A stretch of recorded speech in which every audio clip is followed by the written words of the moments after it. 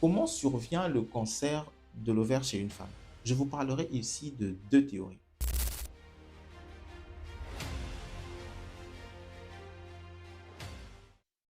Bonjour à vous chers amis et bienvenue chez Yekola. Comme vous le savez, ici nous sommes là pour apprendre et pour simplifier les concepts de la santé pour les rendre digestes pour vous. Aujourd'hui, nous parlerons du cancer de l'ovaire. Je sais, chez les femmes, on parle beaucoup plus du cancer du sein, n'est-ce pas? En octobre, tout le monde est en rose pour sensibiliser amplement sur ce cancer qui est très fréquent d'ailleurs chez la femme.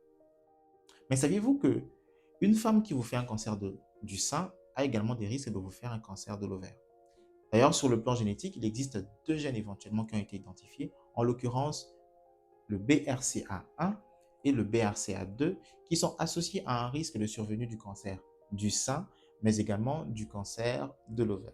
En plus, le cancer de l'ovaire est un cancer qui est généralement diagnostiqué à un stade tardif, tout simplement parce qu'il évolue à bas bruit pendant une longue période. Ça veut dire qu'il peut rester asymptomatique et indétectable pendant une longue période, mais quand il se manifeste, c'est déjà un stade très avancé.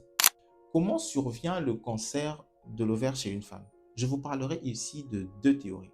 La première théorie, c'est la théorie de la cicatrisation. Les ovaires ou encore l'ovaire chez une femme produit à chaque cycle ou est censé produire à chaque cycle des ovules. La production d'un ovule lors d'un cycle entraîne un petit traumatisme au sein de l'ovaire. Lorsque l'ovaire produit l'ovule, en gros, l'ovaire est légèrement traumatisé. Mais une femme est censée produire des ovules à chaque cycle. Et c'est cette répétition de traumatisme à chaque cycle pendant une longue période qui peut être responsable de la survenue beaucoup plus tard d'un cancer de l'ovaire. La deuxième théorie, c'est une théorie qui stipule qu'en fait, c'est une migration des cellules néoplasiques ou cancéreuses de la trompe vers l'ovaire qui entraînerait bien sûr un cancer de l'ovaire plus tard. Mais cela n'explique pas toujours pourquoi une femme peut développer un cancer de l'ovaire et une autre non.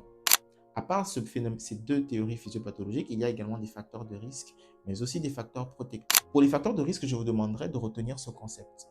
Une exposition prolongée aux œstrogènes. Je répète, une exposition prolongée aux œstrogènes. Tout phénomène chez une femme qui entraînerait une exposition prolongée aux œstrogènes, ça veut dire à ses hormones sexuelles, peut être responsable de la survenue d'un cancer.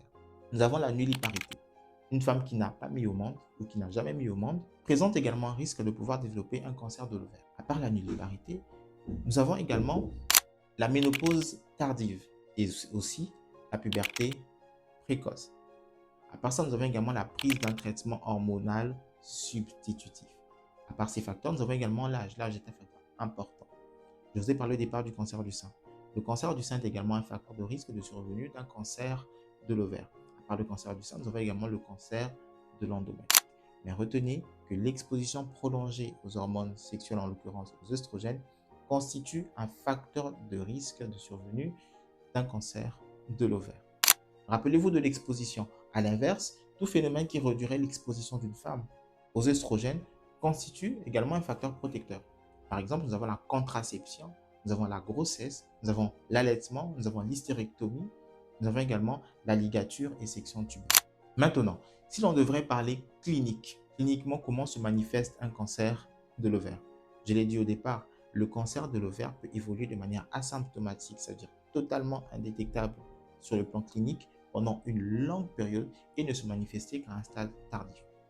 Alors, lorsqu'il se manifeste, qu'est-ce qu'on peut avoir?